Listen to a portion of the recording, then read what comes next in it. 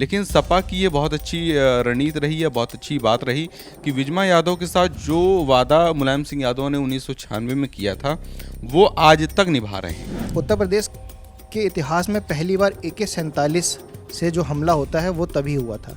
विजमा यादव को पहली बार राजनीति में मुलायम सिंह यादव लेकर आए, उनको उस सीट से चुनाव लड़ाया। विजमा यादव वहां से विधायक बनी। उनका दबदबा इतना था कि उसके बाद उनको लोग पंडित कहने लगे थे, पंडित पंडित कह करके बुलाते थे। और जवाहर यादव उनका जबकि नाम था। प्रमुख सदस्य खासतौर पर जब पति की हत्या हो जाए उसके बाद उभर पाना बहुत मुश्किल होता है, लेकिन उन्होंने इन सब चीज़ों से बाहर निकलकर राजनीति में अपना नाम बनाया। करवरिया भाइयों को उम्र कैद हो जाती है। राज्यपाल के पास एक सिफारिश जाती है उनकी, और उस सिफारिश के आधार पर उनको जेल से रिहा कर दिया जाता है। This video is sponsored by Ram Ram Group of Companies, co-sponsored by Nature House and भैया जी सिल्वर कोटेड इलायची। उत्तर प्रदेश की विधानसभा में एक नाम बहुत ही गूंज रहा है, विजमा यादव, जिनके पति की दिन दहाड़े हत्या हुई थी और उसी दर्द ने उन्हें राजनीति में ला खड़ा किया। 4 बार विधायक बनी, हर मोर्चे पर डटी रही, लेकिन विवादों और मुकदमों ने भी उनका कभी पीछा नहीं छोड़ा। कभी उन्हें नेता कहा गया तो कभी विवादित चेहरा। अब सवाल ये उठता है कि विजमा यादव की असली कहानी आखिर है क्या? ये हम और आप नहीं बल्कि हमारे पत्रकार साथी बताएंगे। तो चलिए चलते हैं उन्हीं के पास सच्चाई सुनने। तो हम जानेंगे अपने पत्रकार साथियों से कि किस तरह से उनकी राजनीतिक करियर की शुरुआत हुई, कैसे वो आगे बढ़ी। इस पूरी कहानी को आप किस तरह से देखते हैं? देखिए, विजमा यादव के करियर पर अगर नज़र डालें तो ऐसा लगता है कि सपा के लिहाज से देखा जाए तो एक बहुत बड़ी नेता रही हैं और अभी भी हैं, चूँकि विधायक हैं। लेकिन आप देखें कि उनका एक बहुत बड़ा नाम नहीं है। आप जैसे बाकी और पार्टी के नेताओं को देखें या अन्य नेताओं को देखें, भले ही वो 2 या 3 बार विधायक रही हों, जो दूसरी नेता और भी नेता हैं, कई तो ऐसे विधायक हैं जो एक ही बार विधायक रही हैं, लेकिन उनका नाम बहुत बड़ा रहा है। विजमा यादव का इतना बड़ा नाम नहीं रहा, लेकिन अगर उनके राजनीतिक करियर पर नज़र डालें तो कहीं ना कहीं इसमें जो सपा प्रमुख पहले तत्कालीन उस समय के रहे, जो कि मुलायम सिंह यादव जी, उनका एक बहुत बड़ा हाथ रहा, चूँकि उन्होंने ही उनको राजनीति में लेकर आए। और ये घटना की शुरुआत तो खैर 93 के आसपास की हो जाती है, लेकिन 96 में जब उनके पति की हत्या हो गई और उसके बाद जब वो विधानसभा सीट खाली थी, जब ये था कि अब इस सीट पे किसको चुनाव लड़ाया जाए, और आप तस्वीरें बताती हैं कि जब विजमा यादव के पति की हत्या हुई थी, मुलायम सिंह यादव बाकायदा उनके अंतिम संस्कार में गए थे और विजमा यादव के सर पे हाथ रखा कि भले ही पति की हत्या हो गई है किन्हीं भी राजनीतिक कारणों से, उसके पीछे की भी कहानी है, लेकिन सपा आपके साथ है, पार्टी के मुखिया होने के नाते हम आपके साथ हैं। और विजमा यादव को उन्होंने छोटी बहन के रूप में स्वीकार किया था और कहा कि तुम्हारे जब तक मैं ज़िंदा हूँ या मेरे बाद भी तुम्हारे घर की देख रेख, तुम्हारे बाकी जो चीज़ें हैं उन सब की देख रेख मैं करूँगा। और बहुत ही अच्छी बात यह कि पार्टी होने के नाते आप देखिए, राजनीति में बहुत सारे वादे तो कर दिए जाते हैं लेकिन निभाए नहीं जाते हैं, लेकिन सपा की ये बहुत अच्छी रणनीति रही है, बहुत अच्छी बात रही कि विजमा यादव के साथ जो वादा मुलायम सिंह यादव ने 1996 में किया था वो आज तक निभा रहे हैं। और यही कारण है कि 96 में जब झूंसी विधानसभा सीट खाली हुई और ये बहुत बड़ा प्रश्न था कि उनके पति की हत्या के बाद किसको उस सीट पे चुनाव लड़ाया जाए ताकि वो सीट भी जीत सके, तब एक भावना भी थी आम जनमानस की। उस भावना का सम्मान करते हुए विजमा यादव को पहली बार राजनीति में मुलायम सिंह यादव लेकर आए, उनको उस सीट से चुनाव लड़ाया। विजमा यादव वहाँ से विधायक बनी और उनका वहाँ से विधायक बनना एक तरीके से एक नया मोड़ आ गया। और उसके बाद उन्होंने हालांकि कभी पीछे मुड़कर नहीं देखा, लगातार वो जीतती रहीं और उसके बाद भी 2002 में भी उन्होंने जीत हासिल की। इसके बाद 2007 में वो जो झूंसी विधानसभा सीट थी वो परसिमन के बाद वो फूलपुर विधानसभा सीट हो गई, हालांकि उसके बाद उनको 1-2 बार हारना भी पड़ा। लेकिन 2 बार विधायकी हारने के बाद भी आप देखें कि सपा ने, कई बार ऐसा होता है कि जब विधानसभा चुनाव होते हैं तो सपा अपने प्रत्याशियों को बदलती है, सीट कई बार बदल देती है, कई बार ये विश्लेषण करती है कि ये प्रत्याशी जीत सकता है नहीं जीत सकता है, उस लिहाज से उसका टिकट बिगड़ जाता है। लेकिन विजमा यादव के साथ ये घटना कभी नहीं हुई। 1996 से लेके 2022 के चुनाव तक आप नज़र डालें तो हर बार उनको सीट मिला है, कभी भी उनको सीट उनका काटा नहीं गया। चाहे इस बार उनको सीट भले ही इस बार बदल दी गई उनकी, लेकिन हर बार उनकी सीट पक्की रही है। यानी कि उनको जो मुलायम सिंह यादव ने 1996 में एक संरक्षण दिया था था कि हम आपका ख्याल रखेंगे, आपके परिवार का ख्याल रखेंगे, उस वादे को आज अखिलेश यादव भी पूरी तरीके से निभा रहे हैं। लगातार उनको टिकट दिया जाता है।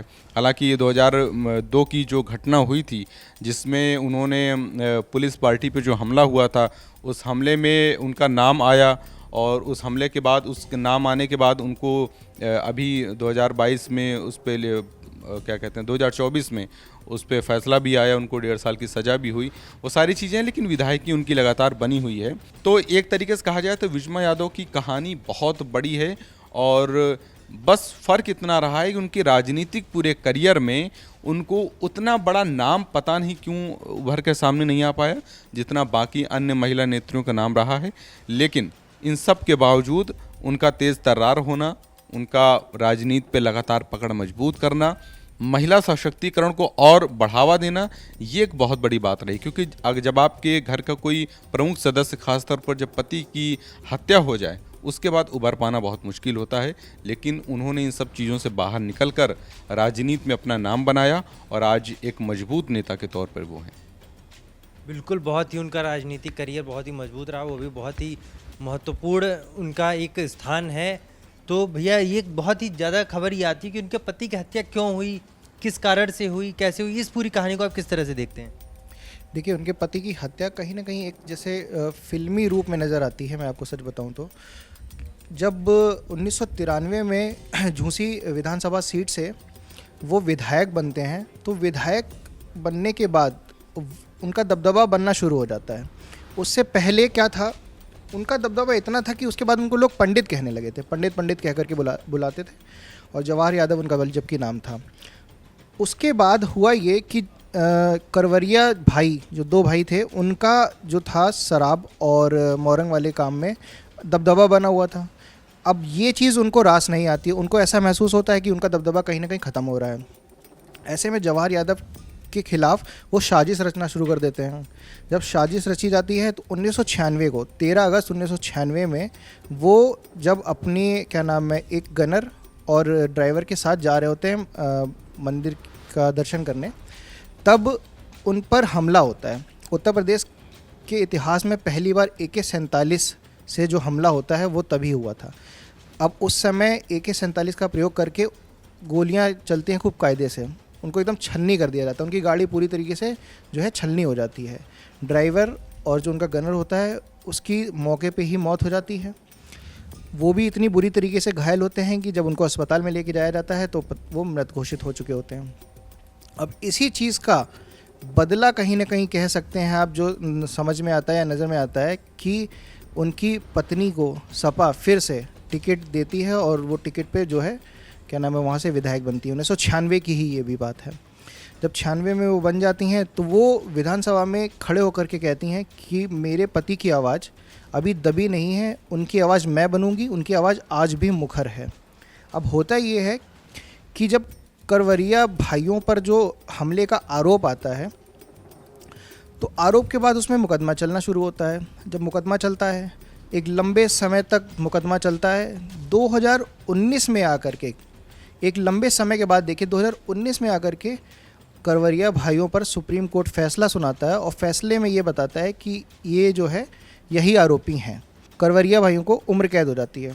ठीक है, अब उम्र कैद के बाद 2023-24 वाले मामले में जब सरकार, जो मौजूदा सरकार है, वो आती है। अब उदयभान करवरिया जो है उनको राज्यपाल के पास एक सिफारिश जाती है उनकी, और उस सिफारिश के आधार पर उनको जेल से रिहा कर दिया जाता है। अब जब रिहा कर दिया जाता है तो ये चीज़ जो है विजमा यादव को जब पता लगती है तो वो विधानसभा में खड़े होकर के कहती हैं कि क्या यही इस सरकार की नीति ज़ीरो टॉलरेंस है, ज़ीरो टॉलरेंस ऑफ क्राइम है, कि जहाँ क्राइम के विरुद्ध बिल्कुल जो है क्राइम को देखा नहीं जाएगा या बख्शा नहीं जाएगा क्रिमिनल को।